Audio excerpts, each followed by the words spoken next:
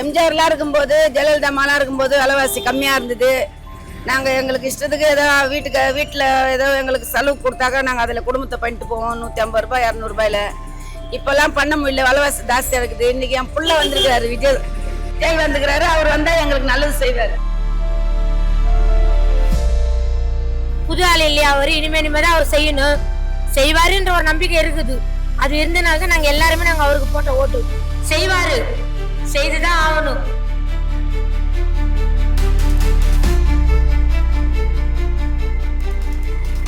எல்லாமே எங்களுக்கு இப்போ இருக்கிறதோட கம்மியாக எங்களுக்கு எல்லாமே கிடைக்கணுன்றதை தான் இந்த ஆட்சி மட்டும் கொண்டு வரணும்.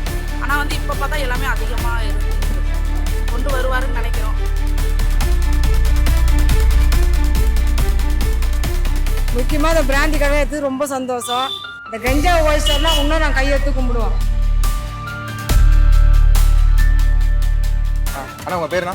என் பேர் ஷேக் தாவூத். ஆனால் இப்போ பார்த்தீங்கன்னா அத்தியாவசிய பொருட்கள் விலை இருக்குண்ணா. காய்கறி விலை ஏறி இருக்குது, சிலிண்டர் விலை ஏறி இருக்குது. சிலிண்டர் விலை 89 ரூபா ஏறி நம்ம மாதத்தில் 1957 ரூபா இருக்குது. அது கூட வாழ்வாதாரத்தை எப்படின்னா பாதிக்குது?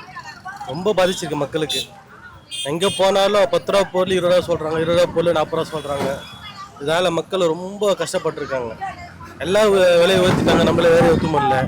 இந்த அத்தியாவசிய பொருட்கள் விலை என்ன, எண்ணெய் பாக்கெட்டில் 1 லிட்டருக்கு 20 ரூபா 30 ரூபா ஏறி இருக்குது. நாங்கள் என்ன பண்ணுறது ஒன்றும் புரியல. வந்திருக்க சிஎம் தான் அதை நல்லபடியாக அதாவது முயற்சி செஞ்சு எல்லா விலைவாசியும் கம்மி பண்ணணும். அதான் அன்பான வேண்டுகோள்.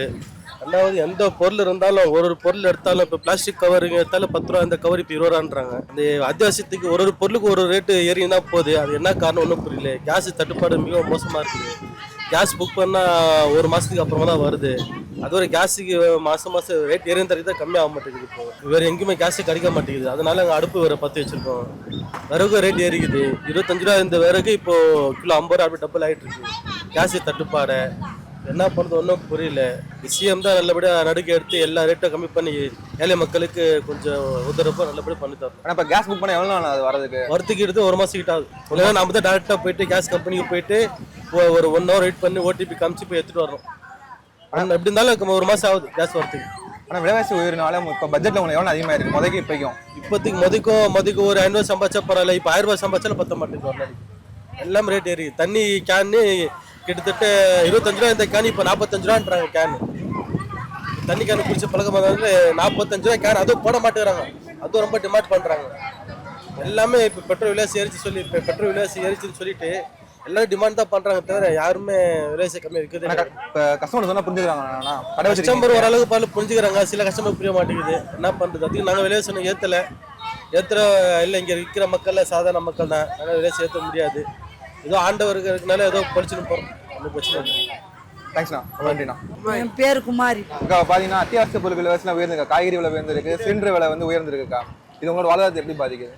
இப்போ எல்லாமே விலையாத்தான்ப்பா இருக்குது. காய்கறியிலேருந்து மீன்லேருந்து எல்லாமே விலையாக தான் இருக்குது. இன்னும் எங்களை மாதிரி மக்கள் தான் வாழ முடியல, பொழைக்க முடியாது, கஷ்டப்படுவாங்க. வசதியாக இருக்கிறவங்க இன்னும் வசதியாக தான் இருக்கிறாங்க. வசதி இல்லாதவங்க இன்னும் கஷ்டம் தான் போட்டணுங்க. அங்கே இதுவாக சண்டையாக இருக்கிறதுனால சிலிண்டர் விலையாகுது, டீசல் விலையாகுதுன்னு சொல்கிறாங்க. சிலிண்டர்லாம் புக் பண்ணால் வருதாங்க்கா? அதெல்லாம் வருதுப்பா. மாதத்துக்கு ஒரு சிலிண்டர் வருது. இப்போ விலைவாசி உயர்னால முன்னாடி இந்த பட்ஜெட்லேருந்து எவ்வளோ அதிகமாக இருக்குது மாத செலவு? அது செலவு எப்பவுமே பண்ணுறதுனால எக்ஸ்ட்ரா செலவு ஆகிற மாதிரி இருக்குது. அரசாங்கம் என்ன சொல்ல போகிறோம்? இப்போ இவர் வந்துக்கிறாரு, இவர் என்ன நல்லது செய்யணும், இவரும் நல்லது செய்யட்டும் மக்களுக்கு. ஓகேக்கா. ஆமாம், எங்களை மாதிரி கஷ்டப்படுறவங்க கொஞ்சம் கம்மியாக எதிர்பார்ப்பாங்க, அவ்வளோதான். ஓகேக்கா, நன்றிக்கா, தேங்க்ஸ்க்கா. ஆனால் உங்கள் பேருண்ணா? என் பேர் பாஷா. ஆனால் இப்போ பார்த்தீங்கன்னா அத்தியாவசிய விலையெல்லாம் உயர்ந்திருக்குண்ணா. அரிசி, பருப்பு, காய்கறி விலைலாம் உயர்ந்திருக்கு. இப்போ சிலிண்டர் விலையும் உயர்ந்திருக்கு. அது உங்களோட வாழ்வாதாரத்தை எப்படி பாதிக்குதுண்ணா? நிறையா சொல்லணுங்க, சொல்லிட்டே போகலாம், நிறையா இருக்குது அதுக்கு. ஏன்னா இப்போ வரைக்கும் சம்பளம் என்னவோ அதில் தான் நாங்கள் ஒரு பட்ஜெட் போட்டு வச்சுருக்கோம். இது ஏறினதால மறுபடியும் நாங்கள் வேறு தேடி போகிற மாதிரியோ சம்பாதிக்கிற மாதிரியோ பார்க்கணும். அது முடியாது. ஆஃபீஸில் இந்த டைமில் இவ்வளோ தான் ஒர்க் பண்ண முடியும். இது இவ்வளோ தானே பார்த்தா பட்ஜெட்டில் வரும்போது அதிகமாக தெரியும். இப்போ ஒரு 20,000 நான் சம்பாதிக்கிறேன்னா இதெல்லாம் சேர்ந்து ஒரு 23,000 வருது வச்சுக்கோங்க. அப்போ அது 3,000 அடி வாங்குதுல, அதுக்கு நான் எங்கே போவேன்? அதனால் இது பெரிய ஒரு பாதிப்பு தான். இதை எப்படி சரி பண்ணுற போகிறது தெரியல. ஆனால் இப்போ நீங்கள் ஆஃபீஸ் போகிறீங்கண்ணா, இப்போ பெட்ரோல் உயர்ந்ததுக்குண்ணா, அது இப்போ உங்களோட வருமானத்தை எவ்வளோ அதிகமாக செலவாகுது? இப்போ எனக்கு எக்ஸ்ட்ரா என் பையன் எப்போதும் 1000 ரூபா கேட்பாரு. இந்த மாதம் 1500 ரூபா எனக்கு கிட்ட வாங்கியிருக்காரு. பெட்ரோல் ஃபுல் பண்ணியிருக்காரு. ஏன்னா இந்த ஏற்றத்தால். ஆனால் பாதிப்பு இருக்குது. சிறு துளி தான் பெருவெள்ளம். எப்படி சிறுக ஏற்ற மக்களுக்கு பாதிக்கும். இது பொதுப்படையாக ஒரு காமன் பப்ளிக்காக நான் வேற ஒன்று ஆனால் சிலிண்டர் வருது, ஆனால் சிலிண்டர் தட்டுப்பாடு இருக்குதுன்றாங்க. இருக்கு. ஆனால் இப்போதைக்கு கொடுக்குறாங்க. ஆனால் ஃபியூச்சர் என்ன ஆகும் தெரியாது. இடையில கொஞ்சம் ப்ராப்ளம் இருந்துச்சு, ரொம்ப கஷ்டப்பட்டோம். அதுக்கப்புறம் இப்போ இடையில கொஞ்சம் சேஞ்ச் பண்ணியிருக்காங்க. இதுக்கப்புறம் எப்படி இருக்குன்னு தெரியாது. அரசாங்கத்துக்கு என்னென்ன சொல்ல விரும்புறீங்க? அரசாங்கம் நல்லது பப்ளிக் செய்யணும். இதெல்லாம் கொஞ்சம் உடனே விரைந்து இதை பற்றி என்ன ஏதுன்னு கொஞ்சம் ஆலோசிச்சு பப்ளிக் கொஞ்சம் என்ன நல்லா பண்ணுற மாதிரி. Okay, thanks. தேங்க்யூ.